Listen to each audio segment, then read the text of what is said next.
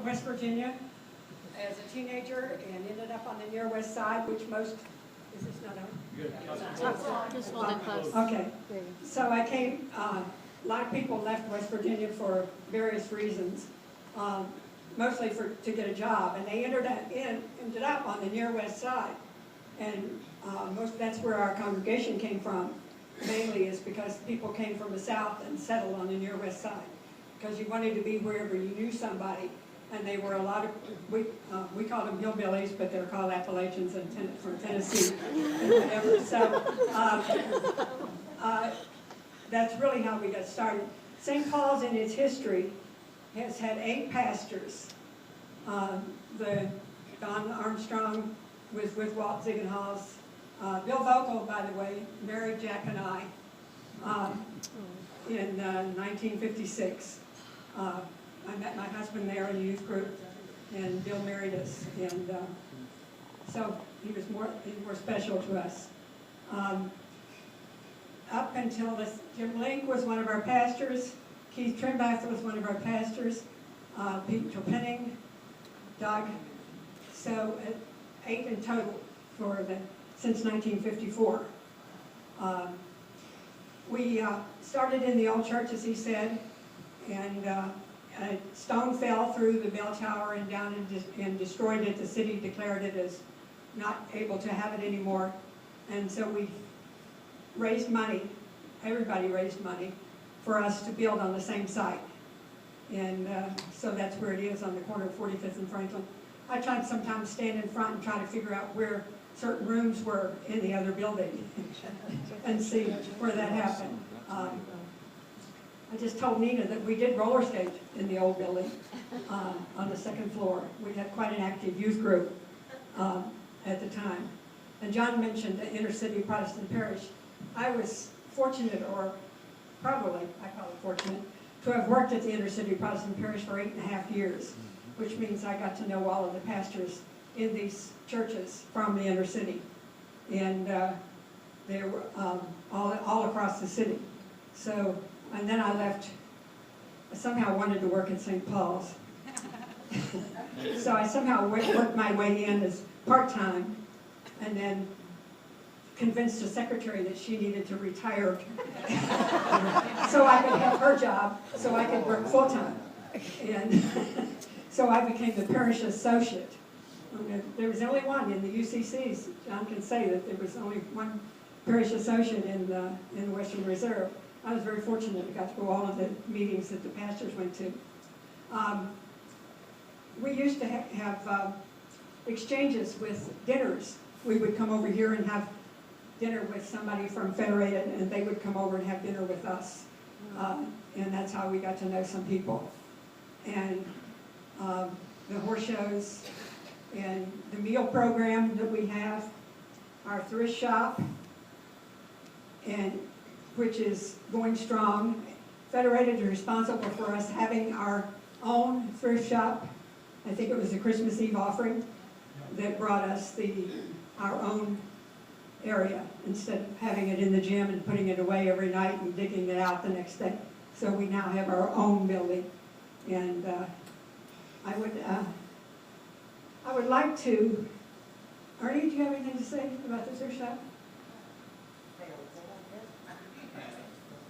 Oh, Ernie, she's so cute. Ernie works in our thrift shop, as well as does Lori and Mary.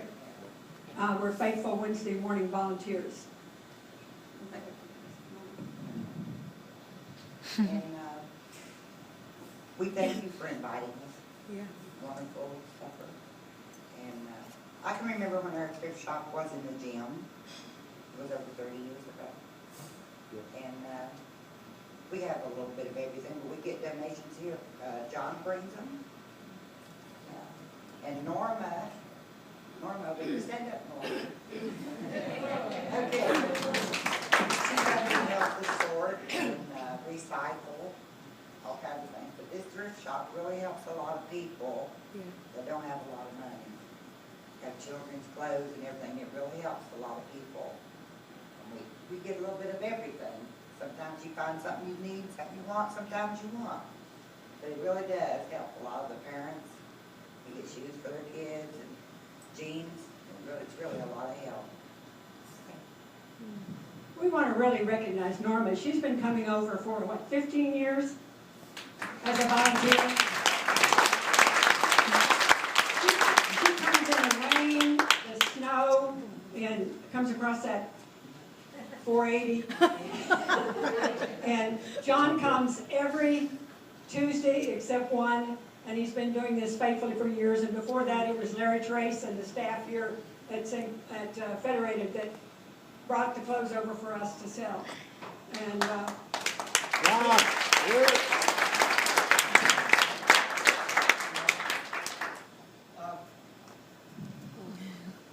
I'm Jim Link. I was pastor when we built the thrift shop. I want you to know that the architect for the thrift shop is here right now, Bill Mason. He designed it. And Bill's the new Jack Taylor, too. Bill's the new Jack Taylor. yes, Bill Mason took over for Jack Taylor, so he is the new Jack Taylor. He comes over and does our maintenance and everything from fixing toilets to painting doors to fixing tables, all these things. We don't have a custodian, so we rely on volunteers, and thankfully Bill and his crew, Don shows up. Where is Don? Over here, and his other crew come in. Yes, right. Don Grubb came for years. Don Grubb, yes, Don helped us install our phone system one time, yes, at one time. So there's a real history of us working together to make things happen at St. Paul's. We are a big, small church. We have a lot of heart, but we need help in doing some things. So, I was going to tell some funny stories, but I can't think of any right now. The Metropolitan Course did begin at St. Paul's. And we had our founding members, three of us were there. And we did start. And then Harriet brought the course here from Chicago. She went to Chicago and brought it here. So Don, I'm sure Walt Ziegenhaus would send his regards to everyone that knows him here. I talked to him not too long ago, and like to keep in touch with him. I will stick around, and if you have questions and want to talk about St. Paul's, which is the love of my life, and so I will be around for questions or whatever if anybody wants to talk. Thank you.